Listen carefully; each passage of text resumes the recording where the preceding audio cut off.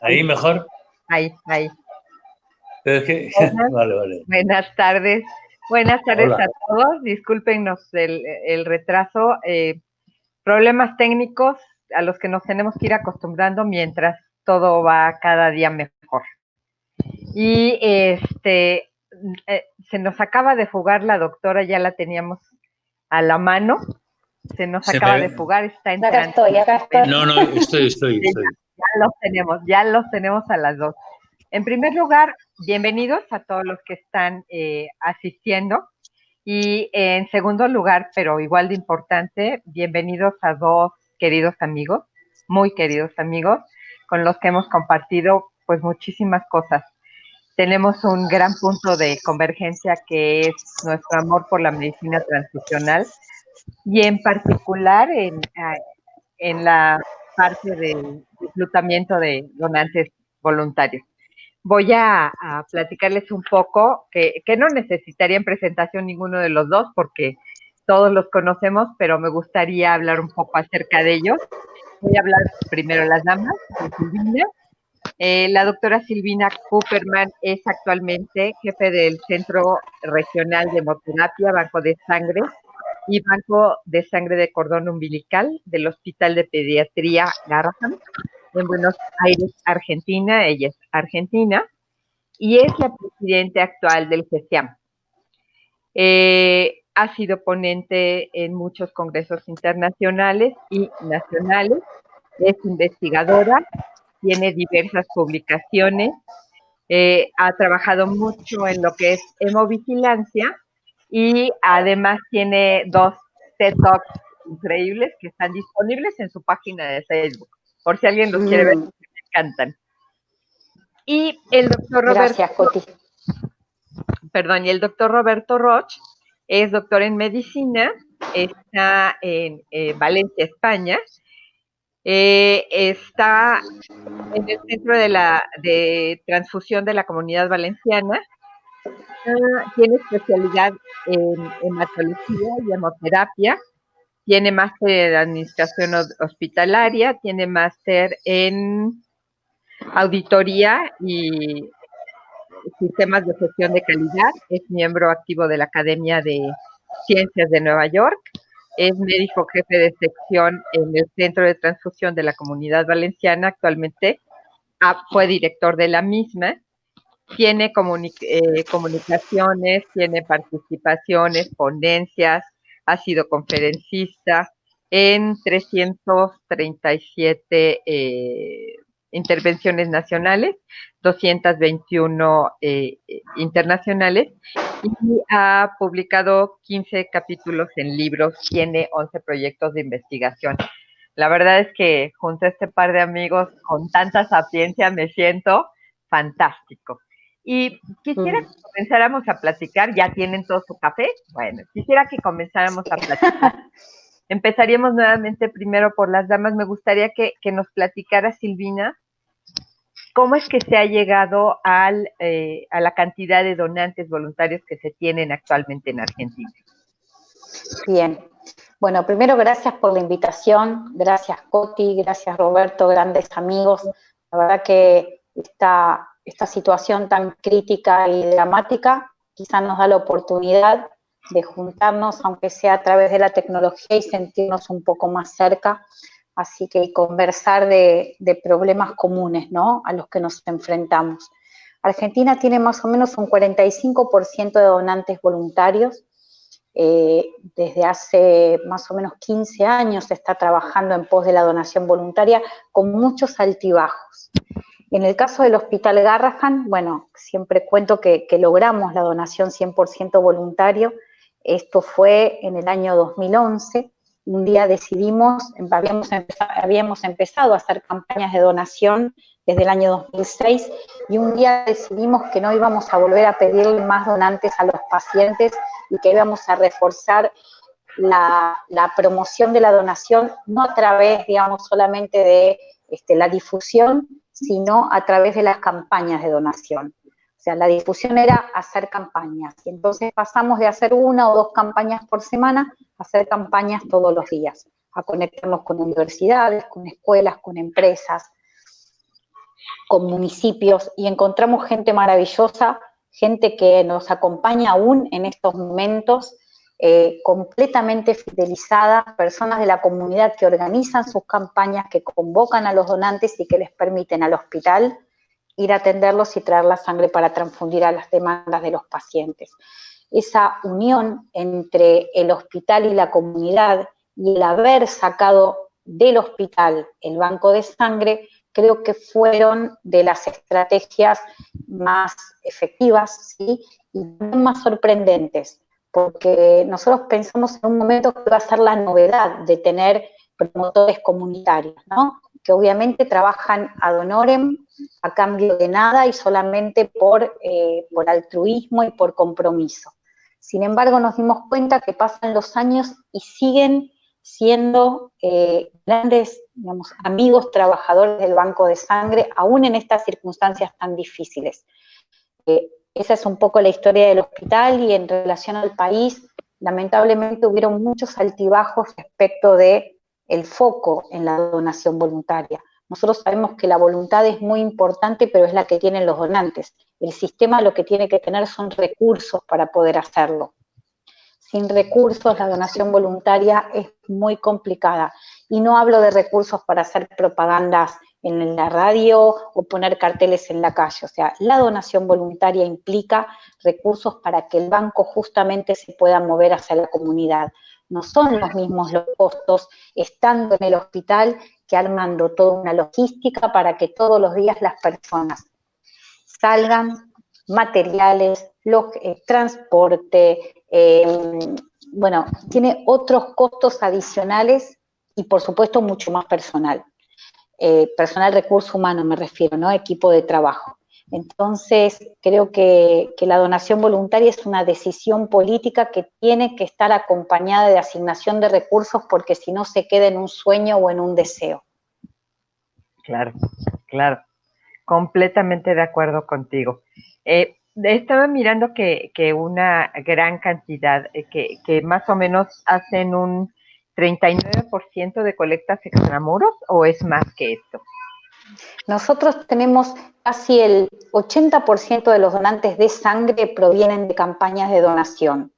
Lo que atendemos en el banco son los donantes que llamamos cuando tienen, por ejemplo, fenotipos específicos, que necesitamos fenotipos específicos para determinados pacientes que tienen alto requerimiento transfusional, por ejemplo, los pacientes con talasemia mayor y los pacientes, y los donantes que donan aféresis. Llevamos las máquinas a algunas colectas, pero no es lo habitual.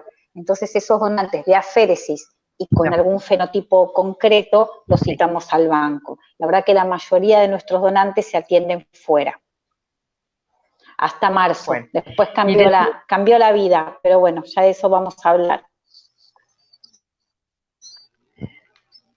Pues muchas gracias, nos has puesto el panorama tal cual de lo que, de por qué han llegado hasta el punto en el que han llegado, que la verdad es que es una cantidad muy valiosa de donantes y un incremento muy importante. Y quisiera ahora que platicáramos, Roberto, un poco de lo que España ha hecho, que, bueno, España nos ha puesto el ejemplo con respecto a la donación voluntaria de sangre. A mí me encantan todas estas publicaciones que haces, agradeciéndoles a los donantes y agradeciéndole de forma personal al personal de salud que está involucrado en estas campañas. Bueno, ¿quisieras platicar un poco? Claro. Bueno, en primer lugar, muchas gracias por vuestra invitación. Es un placer encontrarme con vosotras, aunque sea por aquí, ver a Silvina desde lejos, a ti, Coti, y para mí es un honor, ¿no? Poder conversar un ratito. La verdad es que la donación voluntaria en España parte del Plan Nacional de Hemoterapia de 1984. Han pasado, como ves, muchísimos años en los que poco a poco fuimos convirtiendo la donación de reposición, incluso retribuida, en donación voluntaria. Pero lo que sí que es cierto es que, como decía muy bien Silvina, lo que valió realmente la pena fue el impulso político que hizo que el país transformara aquella donación de reposición en donación solidaria. Nosotros ahora nos hemos encontrado con esta circunstancia que me imagino que será o que es el motivo de este encuentro, y a todos de alguna manera nos ha pillado con el paso cambiado. Es verdad que teníamos elaborado un plan de contingencia.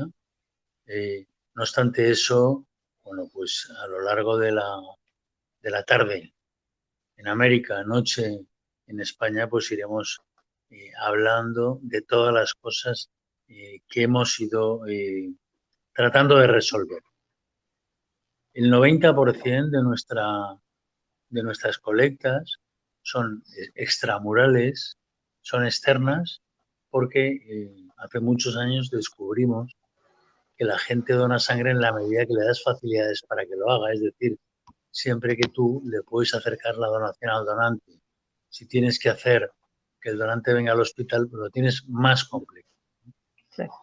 Es verdad que hay algunos programas que tenemos implantados, como la plasmaféresis, que yo no la quiero hacer extramural, o por ejemplo ahora, bueno, pues la donación de plasma hiperinmune de pacientes convalecientes, pero el resto, nosotros tenemos una poca donación hospitalaria, intramural, en punto fijo, pero nuestra fuerza de choque es en donación externa.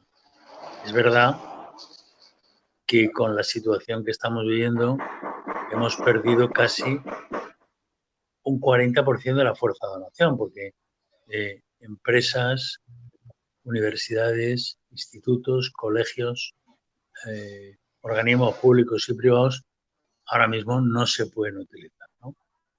Pero bueno, yo creo que hemos ido capeando la situación de un modo bastante, creo que a satisfacción. Luego, por otra parte, pues como ya sabes, Coti, y Silvina también lo sabe, yo pues soy una persona que entiendo que hay que dar el agradecimiento diario a todas las personas que colaboran en el mundo de la donación, y yo pues lo hago pues a través de mi presencia con algunos vídeos, con las fichas que sacamos todos los días, y procuro pues de cuando en cuando pues cantar alguna canción que anime no solo a los donantes, sino también a la gente que trabaja en un momento tan difícil, porque es muy difícil ser solidario en momentos críticos. No sé si se me ha oído. Sí, yo te escuché bien, al menos pude escucharte muy bien, y yo lo que no sé si está Coti. Pues Coti está, no lo sé, parece como si tuviera el micro apagado, ¿no? Quizá tenemos que esperar un ratito porque... Sí los oigo. Pero ahí está, ahí ya estamos otra vez. Ya. Sí. Estoy teniendo alguna intermitencia, pero estoy siguiendo la plática. Bien.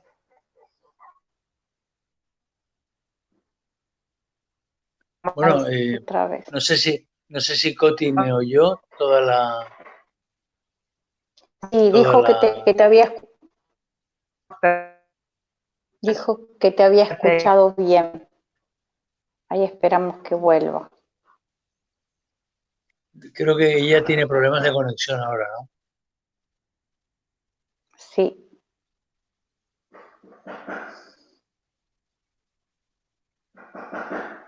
Ahí está volviendo. Ahí está Coti. Mil disculpas porque no sé qué está pasando. Por favor. Estoy con cables y bueno, decía yo que siempre es un placer escuchar cómo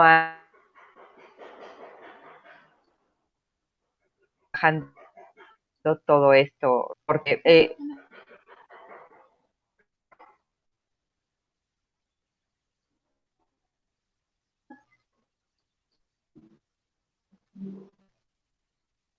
Se volvió a cortar. Ujú.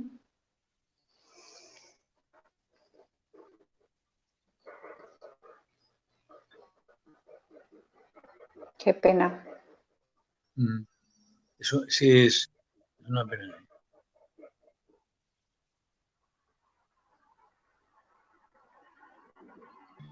Ahí seguramente esperamos y vuelve.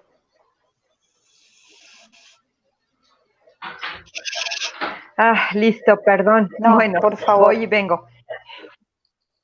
Ya, muchas gracias por la paciencia a todos. Mejor quita el video a ver si estamos un poquito mejor Bien. ahí. Yo de todas maneras los veo y les sigo mandando abrazos. Mm.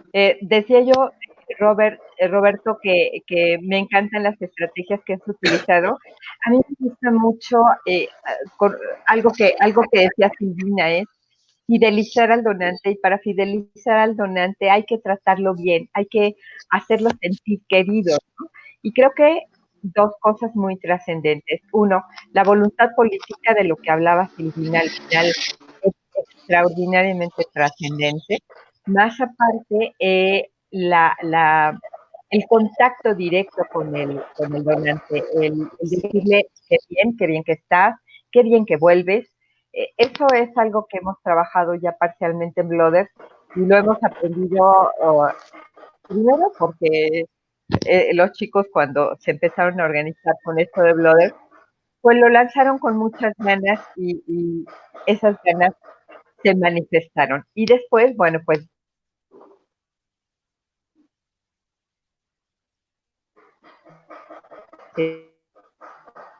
internacional,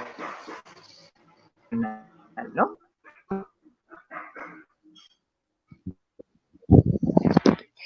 Y ya prometimos que vamos a pasar alguno de los videos de Roberto cantando para agradecerle a los donantes, ¿verdad, Roberto?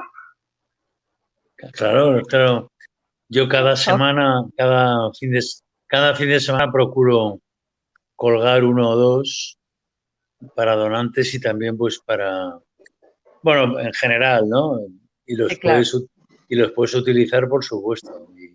Y Silvina, tú también. Yo los distribuyo. Yo soy una gran distribuidora de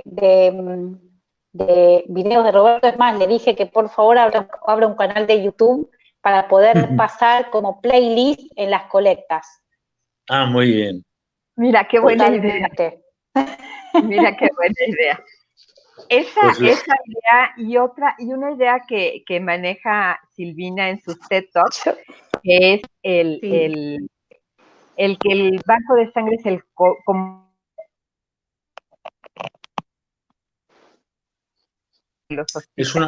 es una pena. Perdón, no se oye. Sí, yo le pierdo la voz por un momento. Es dos ideas.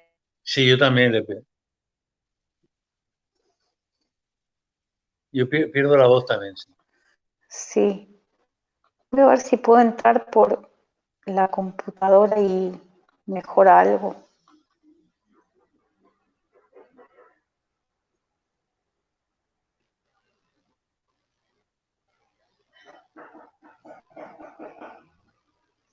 Me salgo de acá.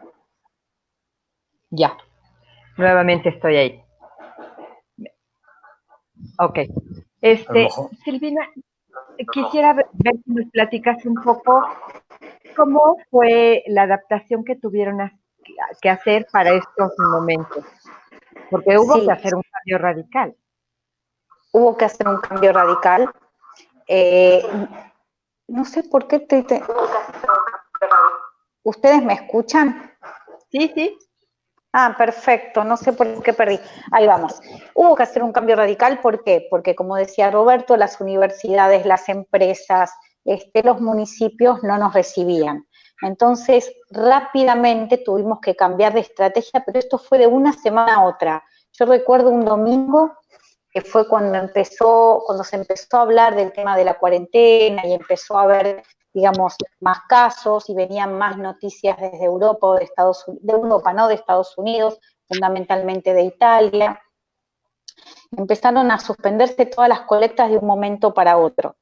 Y esa semana se suspendieron, nosotros tenemos una campaña por día y con eso satisfacemos la demanda de los pacientes. Y esa semana se suspendieron 4 de las 5 campañas que teníamos. Así que mucho tiempo para pensar no tuvimos. Nosotros teníamos la ventaja de contar con un turnero, digamos, con una web con turnos digamos, colgada en la página del hospital. Entonces, rápidamente convocamos a esos donantes que van a ir a las campañas a que tomen turno y que vengan al hospital. Obviamente, no vinieron todos los que esperábamos, por supuesto, porque una cosa es lo que dice Roberto, las personas donan cuando uno le acerca la posibilidad de donar, y esa es la ventaja estratégica de hacer campañas. Entonces, la primera semana, la verdad que la pasamos bastante mal hasta aceitar el mecanismo de convocatoria a donar sangre al banco de sangre. Nosotros teníamos una ventaja, que es que el edificio del banco de sangre no está dentro del hospital. Los donantes vienen por una puerta independiente, no compartimos el circuito entre donantes y pacientes. El personal, el equipo que atendemos donantes, no atendemos pacientes, y bueno, los donantes pueden estacionar en el banco, o sea, hay una estructura que también le quitaba un poco de miedo, ¿no?, de temor al donante a acercarse a un hospital.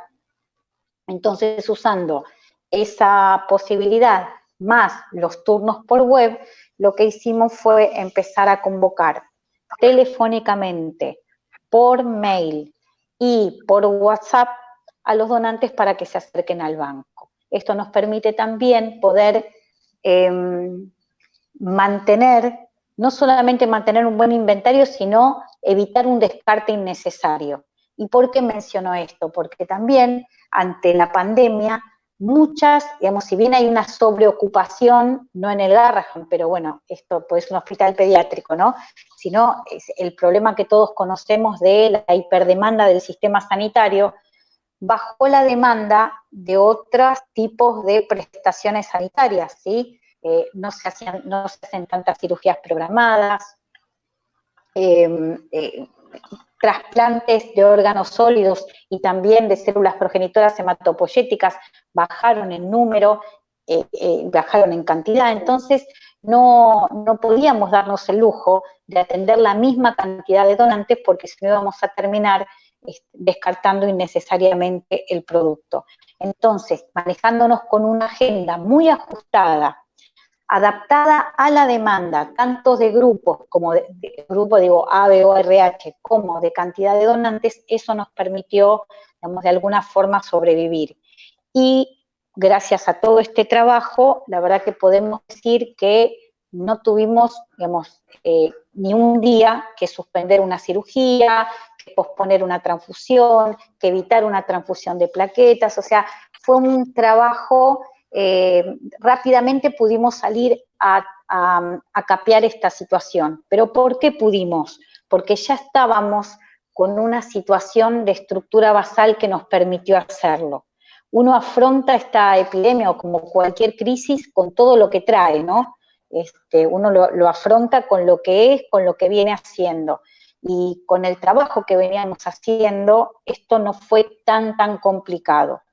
Otra cosa importante que sucedió es que se reunió rápidamente el comité de transfusiones, porque había que decidir nuevos umbrales para transfusión, ser más restrictivos, que si de repente, no sé, aparecían en el mismo día un trasplante cardíaco y un trasplante hepático, pudieran comunicarse con el banco de sangre para ver cuáles son las reservas. Es decir, toda la comunidad del hospital y también de los donantes pusieron mucho de sí para que esto siga funcionando. Solo tengo palabras de agradecimiento para los organizadores de campaña y para los donantes que respondieron sin ningún problema. Esto respecto a la convocatoria, creo que es bueno quizá que Roberto nos cuente esto, y después quizá pasamos a los cambios que hicimos respecto de la colecta o de la atención en sí misma, que también hubieron muchos y nos tuvimos que adaptar. Así es, sí. Me encantaría que Roberto nos platicara un poco, porque al final parte de lo que hablábamos hace unos momentos era estos cambios que tal vez llegaron para quedarse, tal vez utilizar más racionalmente la sangre y qué cambios desde los bancos de sangre tenemos que estar haciendo para las colectas. Roberto, si nos quieres compartir un poco. Claro, mira, nosotros lo primero que tuvimos que hacer fue un análisis de los riesgos, ¿no? Y los principales riesgos que encontramos, primero, la reducción del número de donaciones por enfermedad, por cuarentena, por miedo. Claro. Por otra parte, o el exceso del número de donaciones por una sensación de emergencia en la sociedad. La disminución también del número de trabajadores por enfermedad, por cuarentena. Sí. Los problemas de seguridad para los donantes, para el personal, para los componentes. Y también nos podemos encontrar con la falta de suministro de material y reactivos necesarios, así como también de material de protección para los trabajadores. Me refiero a los equipos de protección individual, mascarillas, guantes, etc. Y entonces tuvimos que encontrar una serie de variables nuevas, ¿no? Y convencer a los donantes de que la donación seguía siendo necesaria y a que además, sin crear además sensación de emergencia, eso era muy importante, sí.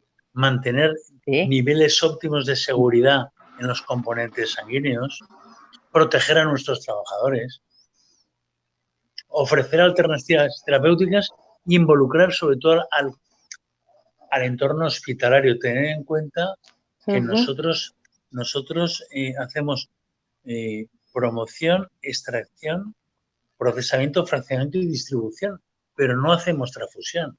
Por lo tanto, el hospital tiene que estar muy involucrado en todo eso. Claro, ¿qué ha pasado? Tal y como decía Silvina,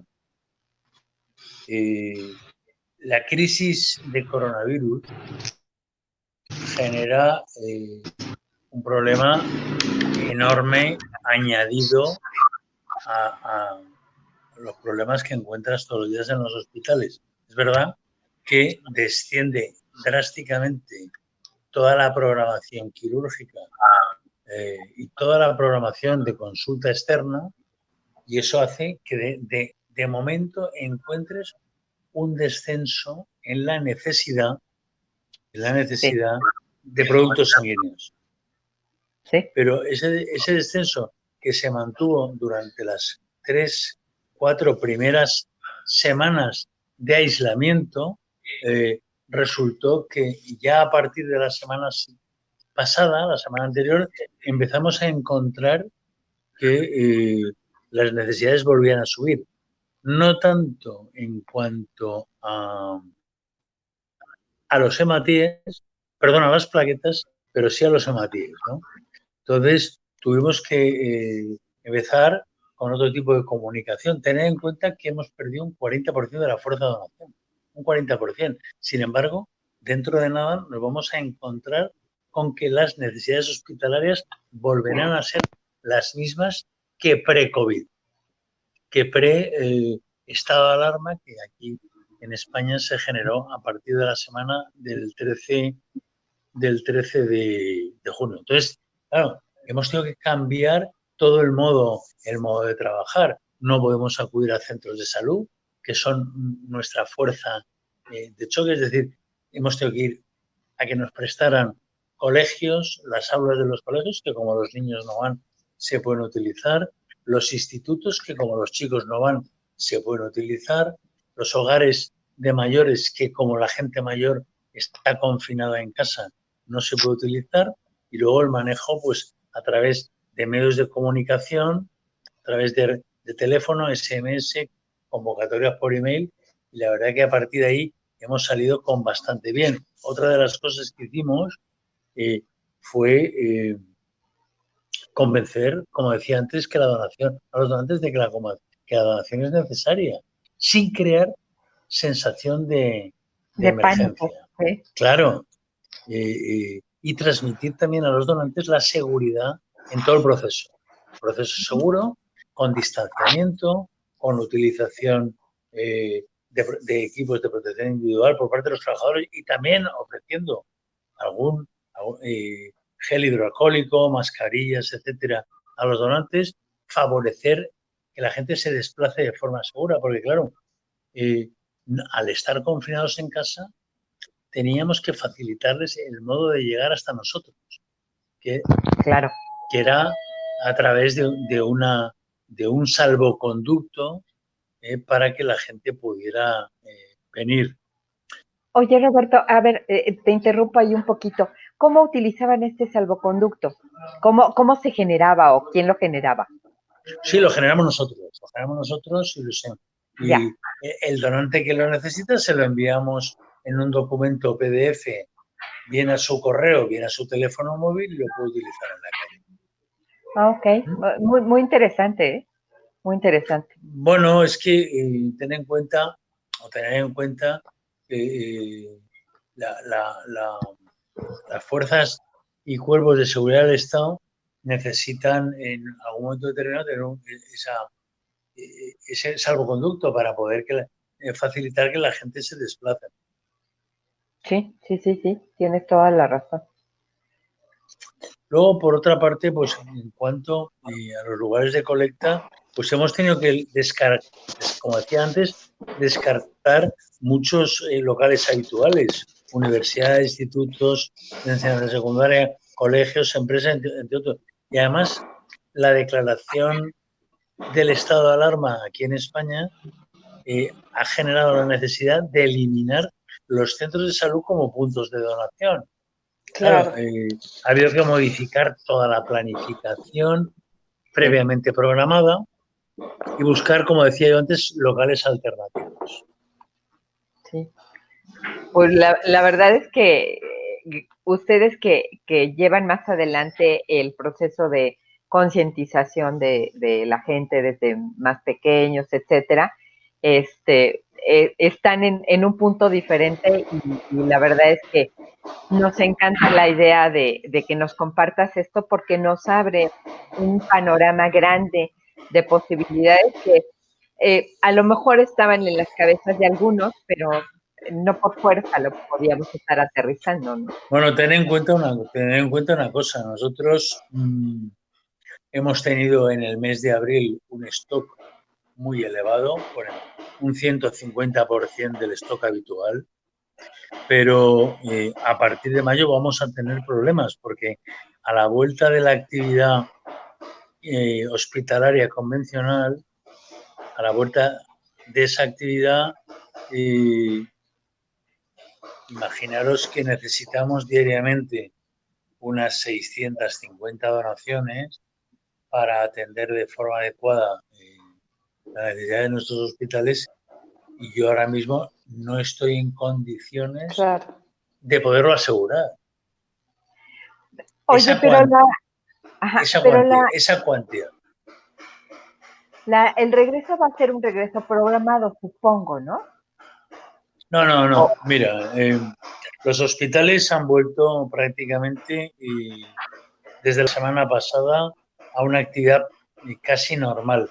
Donde todavía nos podemos defender es porque estamos utilizando unos 200 concentrados de plaquetas semanales cuando el consumo hasta en momentos normales son de 300 y eso ahora mismo pues más o menos nos mantiene. No sé qué va a pasar a partir de las próximas semanas. Yo creo que la primera semana de mayo lo vamos a soportar bien, pero no sé a partir del 15 de mayo y desde luego tengo garantizado que en verano vamos a pasar problemas.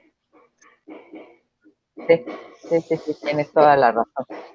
Pero bueno, y por eso, así como nosotros tenemos una programación que normalmente es anual, bueno, pues ahora estamos trabajando programaciones prácticamente semanales. Sí, nos está obligando. Yo digo que esto nos ha venido a dar una cachetada de realidad, ¿no? Nos ha venido a dar cosas que no teníamos planeadas. Estábamos no en una zona de absoluto confort, pero estábamos en una zona de algo de confort. De alguna manera estábamos funcionando y esto nos vino a dar una buena cachetada de realidad y como impulsarnos a hacer algunos cambios. Quisiera ver si tenemos algunas preguntas del público. No veo ninguna pregunta del público. A ver si tenemos un ratito de tiempo. Solo quiero hacer una reflexión. Es muy interesante todo lo que cuenta Roberto de cómo fueron adaptándose a las distintas situaciones según iban surgiendo, ¿no? Y entonces eso nos exige ser más flexibles que nunca, que eso es una de las fortalezas que debemos, para mí, cultivar, porque los procedimientos operativos cambian, de repente nos encontrábamos haciendo excepciones que eran impensadas, excepciones obviamente cuidando la seguridad del donante y del paciente, pero haciendo cambios en los procedimientos en forma muy expeditiva, porque no podíamos quedarnos con la misma lógica de trabajo que veníamos teniendo, un poco porque tanto los donantes como nosotros mismos tenemos miedo, ¿no?, a enfrentarnos a salir a la calle, a ir a hacer campañas, a exponernos a un montón de personas. Entonces creo que una de las cuestiones que hay que fortalecer en los equipos de trabajo ante estas situaciones es un poco la flexibilidad y mucha de comunicación interna. Nos dimos cuenta que se generan malos entendidos, porque, como digo, hay que actualizar los procedimientos, o yo le digo algo a alguien y el otro no se lo dijo, y entonces, más que nunca, debemos fortalecer los circuitos de comunicación interna y establecer muy bien los objetivos. Es un momento en el que, desde mi punto de vista, el liderazgo de la conducción es fundamental. Es fundamental para darle seguridad a las personas que trabajan, para darle seguridad a nuestros usuarios de la sangre, ¿no? Entonces, nosotros que estamos en estos cargos de conducción tenemos que un poco reflexionar sobre nuestro rol en tiempos de tormenta, y esto nos puso a prueba a todos. Bueno, es que fíjate que ahora mismo estamos viendo en todo el mundo un momento de incertidumbre, un momento de miedo, de incertidumbre, porque no sabemos mañana qué va a pasar. La gente tienes que darle una dosis diaria de confianza, de confianza, darle seguridad. Estamos entrando en, yo creo que va a haber, y pensáis seguro que igual, un antes y un después muy importante. Vamos a tener que adaptar nuevos sistemas en la forma de trabajar. Vamos a tener que adaptar una nueva forma de desplazamiento a buscar donantes. Vamos a tener que dar información actualizada, continuada y diaria al personal de nuestros equipos. Vamos a tener que adaptar la selección de los criterios de selección de donantes, y esto es otra manera de entender el mundo de la donación, también el mundo de la transfusión, ¿no? En definitiva, el mundo en general, ¿no? Bueno, y el mundo, claro, y el mundo en general, ¿no? Vamos a tener que hacer una hemovigilancia especial post-donación, porque tampoco tenemos una seguridad completa. Disculpad porque se me están cayendo todos los palos del sombrajo. Una seguridad completa de la transmisión, en fin, entramos en una etapa compleja, pero desde luego también atractiva, ¿no? Porque de aquí vamos a aprender muchísimas cosas. Y evidentemente enriquecedora, ¿no? De todas estas cosas que nos están ocurriendo ahora y que ninguno pensábamos cuando estudiábamos. Esto yo se lo decía a la gente que trabaja conmigo, cuando decidimos ser médicos o enfermeras, tomamos una decisión, pero nunca nos enseñaron que esto nos podía pasar. Y esto nos ha cambiado a todos, no solo la forma de trabajar, sino también la forma de ser. Absolutamente de acuerdo. Así es. A ver, quisiera paráramos un poquito porque tenemos aquí algunos comentarios. Ajax Vasconcelos nos está preguntando qué experiencia reciban las invitaciones. Creo que se corta la voz de Coti, pero ¿Sí me escucharon? sí, la puedo leer. Dice, ojalá nos puedan compartir experiencias. Sí. Por favor. Mira, yo si quieres, Indina, creo que las invitaciones efectivas son, primero, planteándole el problema al donante, ¿sí? Contándole lo que estamos atravesando y por qué es necesario seguir donando sangre, y segundo, dándole mucha seguridad, es decir, contándole que esta infección no se transmite por donar sangre, que cuidamos los espacios de donación para disminuir la exposición, que damos turnos para evitar las aglomeraciones de personas, que tanto el personal, digamos, que limpiamos o hacemos aseo de las locaciones con mayor frecuencia, que el personal use equipos de protección. Creo que todos estos mensajes para darle seguridad al donante hacen más efectivas las invitaciones. Lo que estamos haciendo nosotros, solo comento esto, es comunicarnos con el donante para confirmar su turno, pero además hacerle la entrevista predonación. Lo podemos hacer porque, a diferencia de Roberto, no tenemos tantos donantes y tengo mucho equipo, digamos, mucho personal trabajando desde la casa.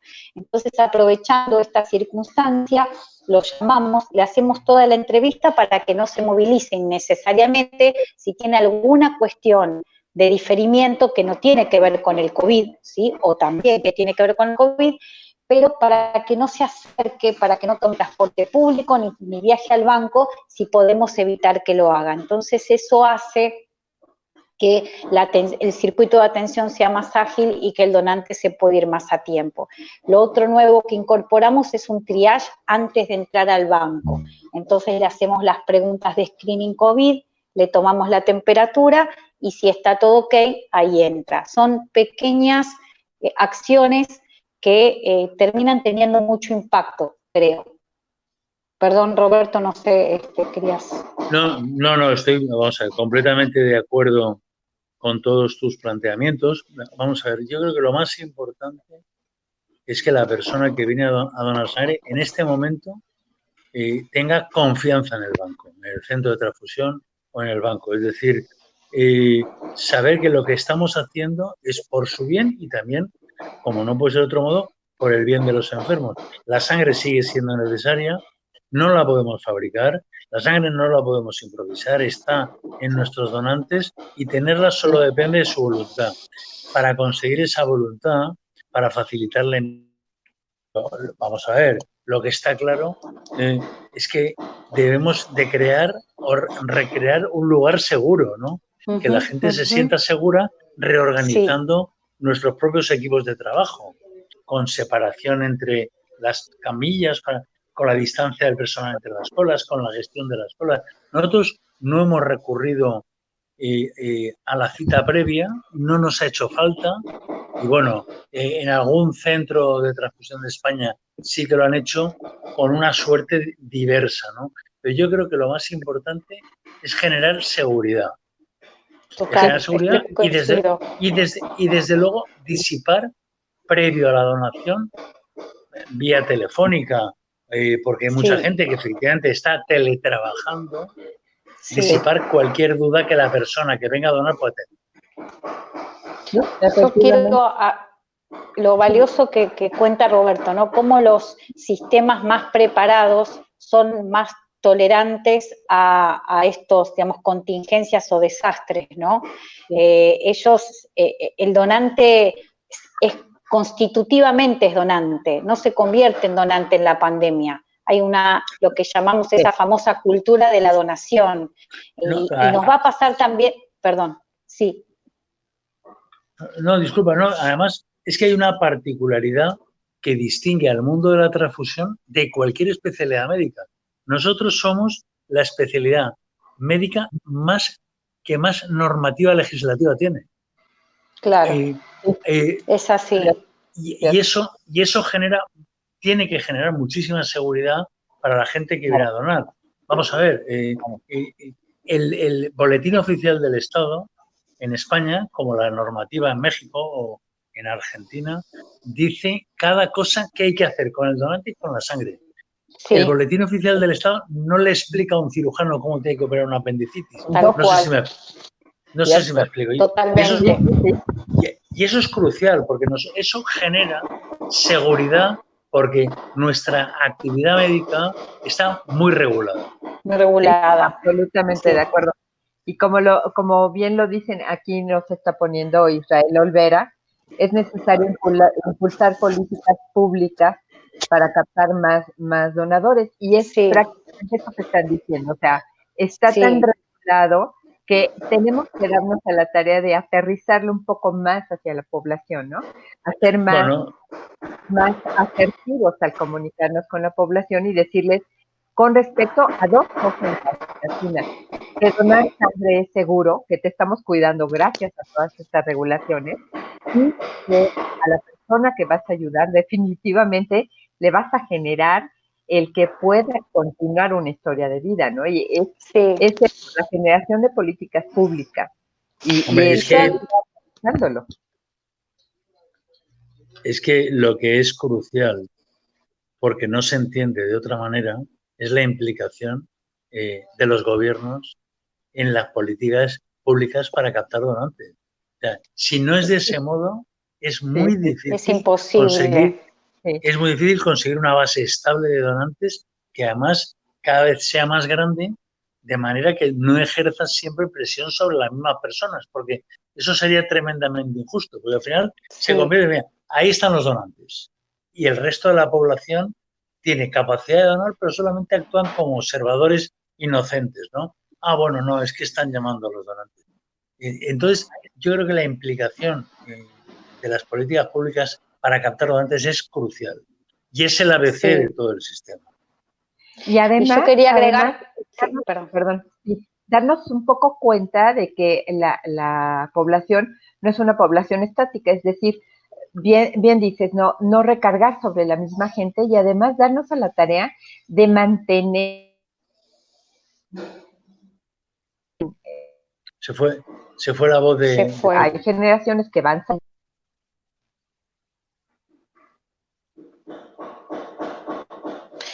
Se fue Coti, ¿no? Sí, se fue. Yo acá, bueno, hasta que vuelve Coti, acá hay una pregunta que dice, buenas tardes, ¿qué tan viable es la donación a domicilio? En Argentina hay grupos que están haciendo donación a domicilio. En el caso del hospital, en este momento preferimos no ir a domicilio. No digo que no sea una estrategia viable, pero nosotros como agentes sanitarios no queremos de alguna forma ser vectores, ¿no?, de la infección o tener el riesgo de entrar a un domicilio y exponer a la familia o al mismo donante yendo nosotros de casa en casa. Pero sé que hay muchos grupos que lo están haciendo y es válido, teniendo determinados cuidados, ¿no? Nosotros por ahora no tuvimos que acudir a esa alternativa, pero sé que hay gente que lo está haciendo.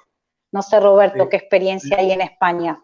Ninguna. En este aspecto, donación a domicilio, es que el otro día me lo comentaba un colega de ¿me oye? Roberto, se te escucha muy bien. Sí, se te escucha bien. No, un colega de Perú, algo parecido. No tenemos ninguna experiencia, ni además nuestra infraestructura no nos permitiría poder trabajar de ese modo, ¿no? Claro. Entonces, sería un planteamiento complejo. Para nosotros ahora mismo un planteamiento muy complejo porque además por el volumen de sangre que manejamos. Ten en cuenta que el volumen de sangre nuestro está entre las 600 y las 700 unidades de concentrado diario. Imagínate, eso es lo que puede significar. Al margen de eso, pues como muy bien ha apuntado Silvina, el peligro que puede suponer el desplazamiento personal sanitario, poner en riesgo a una familia donde acudes al domicilio o viceversa, poner en riesgo al personal sanitario. El personal, totalmente. Más aparte... No lo veo, sinceramente. No. Pero cuidado, no lo veo en mi modo de trabajar. Otra cosa Claro, es claro. que los planteamientos fueran de otro modo, claro. Sí, todo es respetable, ¿no? totalmente. Sí. Ay, no sé si está Coti, pero yo leo otra pregunta, si quieren que las lea, que dice, ¿qué papel han jugado las redes sociales o las Por tecnologías favor. en la promoción de la donación de sangre en el contexto COVID-19? En el caso, bueno, del lugar donde trabajo, hacemos mucha difusión por redes sociales, creo que juega un papel importante quizá en la sensibilización de las personas, pero para fidelizar a donante y hacer que venga el donante, ¿no? Es la sensibilizar, o sea, leen la noticia, se sensibilizan y quizá vienen.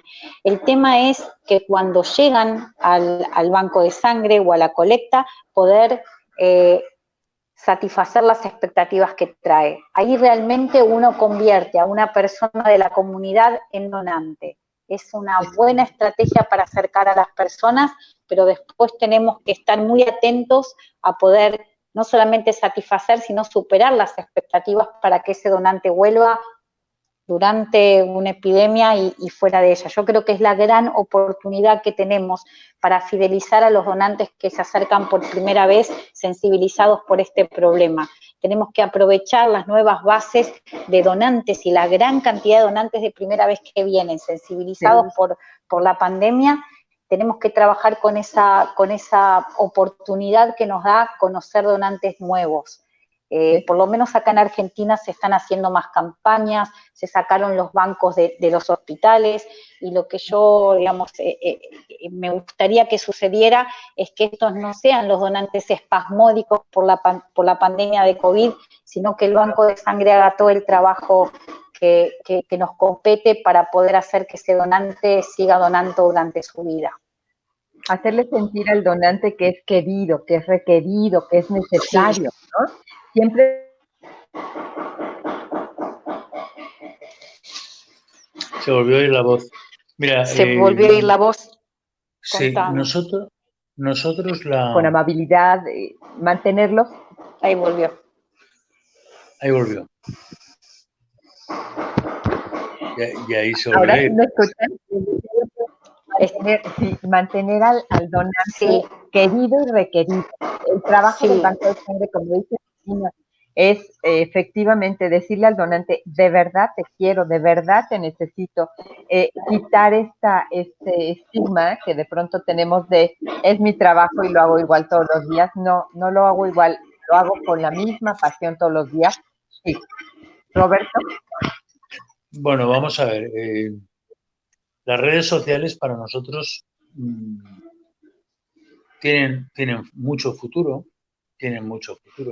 Cada día la gente utiliza más las tecnologías de información, cada vez utiliza más el Facebook, el Instagram, pero para nosotros no resulta más que un apoyo más. Un apoyo más porque nosotros nuestra principal fuerza es generar todos los años mucho donante nuevo para ampliar mucho la base y para no ejercer siempre presión sobre los mismos. Claro. Es decir, si todos somos receptores potenciales, todos somos potenciales donantes, ¿no? Dicho de alguna manera. Claro, yo creo que las redes sociales y en el mundo de la donación, poco a poco, cada vez más, evidentemente, se van a ir implantando, se van a ir utilizando más, pero hemos de ser generadores de noticias diariamente. Un día, a diario hemos de generar noticias. Un día en la página de deportes, otro en primera página y otro en la página de sucesos. Pero nosotros hemos de ser el banco de sangre, el centro de donación, tiene que ser una entidad generadora de noticias positivas con carácter general, porque la donación de sangre es una noticia positiva siempre, y negativas porque no hay sangre cuando haga falta. Es decir, porque la gente tiene que saber que trabajamos con un producto que no se fabrica. Sí. que trabajamos con un producto que no se improvisa. Y eso nace, en mi opinión, desde la educación de los más pequeños. Nosotros, yo creo nuestro gran éxito ha sido precisamente que todo el mundo, cuando llega a los 18 años, no les suena raro eso de que hay que donar sangre de vez en cuando. Esa educación yo la pusimos en marcha en el Centro de Transfusión durante muchísimos años, la seguimos llevando en marcha. Desde los más pequeños tenemos programas que han resultado muy exitosos y desde luego a la gente, donará o no, pero ya el mundo de la donación no es un mundo extraño. Tened en cuenta que con nuestro trabajo inyectamos a diario que pone en marcha un sistema sanitario tan complejo como es el nuestro, ¿no? Entonces, ese combustible viene precisamente de la donación solidaria. Así es, y es básicamente como tú dices, o sea, desde la primera infancia, porque al final estás capacitando a los futuros donantes, ¿no? Y cada ocasión hay una generación nueva que está requiriendo saberlo. Claro que es muy importante el que ya tiene el ejemplo del padre, el ejemplo del tío, qué sé yo, pero es reforzar esto que estás diciendo exactamente. Chicos, estamos muy cerca ya de finalizar este Facebook Live. De verdad, ha sido un gran placer y me gustaría que fuéramos cerrando con algo de imaginación. ¿Qué vemos hacia el futuro? ¿Qué quisiéramos ver hacia el futuro en este campo que nos apasiona? Bueno, yo entiendo que si nos empeñamos, lo mejor está por venir. Es verdad que ahora estamos en un momento muy complejo, en un momento donde lo que encabeza el trabajo de nuestro día a día es la incertidumbre. No sabemos qué va a ocurrir mañana o en las próximas semanas o en los próximos meses, pero sí que es verdad que hemos hecho mucho, pero queda muchísimo por hacer. Y ese muchísimo por hacer pues está, pues mira, probablemente en las redes sociales, probablemente está en los niños, probablemente está en la gente joven, aunque hay que incorporar gente joven y sobre todo hay una cosa que para mí es muy importante y es que tenemos que generar esta opinión. Es muy importante que la gente hable de la donación, porque todo el mundo tiene muy clara la donación de órganos, pero todo el mundo es capaz de decir, sí, yo cuando muera, si mi corazón, mis ojos, algo de mí puede servir, pero la donación de sangre es del día a día y ahí es donde nos tenemos que mover en ese día a día para hacer lo más posible. Bueno, si me toca decir mi sueño es que... ¿Me escuchan? Sí. Mi sueño es que en Argentina y en toda Latinoamérica, como dijimos durante la conversación, existan políticas públicas con recursos asignados para la donación de sangre, que no es solamente pegar carteles en la calle ni que un día salga el gobierno a decir vayan a donar sangre. Es una, digamos, es asignación de recursos sostenidos para que esto funcione. A un anestesista no se le va a ocurrir a entrar a un quirófano si no tiene un monitor. Sin embargo, a nosotros a veces no se tiene alternativa y hay muchos bancos que todavía trabajan presionando a los pacientes y con donantes de reposición. Para tener donantes voluntarios se necesita experiencia, conocimiento, pero también muchos recursos y mi sueño es que haya recursos para eso. Una vez que eso suceda, la gente dona. El problema no son las personas, no es la comunidad. El problema es el sistema sanitario que no se pone a disposición de la donación voluntaria. Entonces, ese sería mi sueño. Muy bien. Pues ¿Qué les puedo decir? Ha sido de verdad no solo un... Se fue la voz. Coti se está yendo. Ahí está. ¿Coti? No. Bueno, la esperamos para despedirnos. En España es tardísimo, ¿no? En España son las 2:10 de la madrugada. Qué sacrificio tener al doctor acá, qué honor. Bueno, ¿qué hacemos con Coti? Pues con Coti la damos por despedida, ¿no? La abrazamos.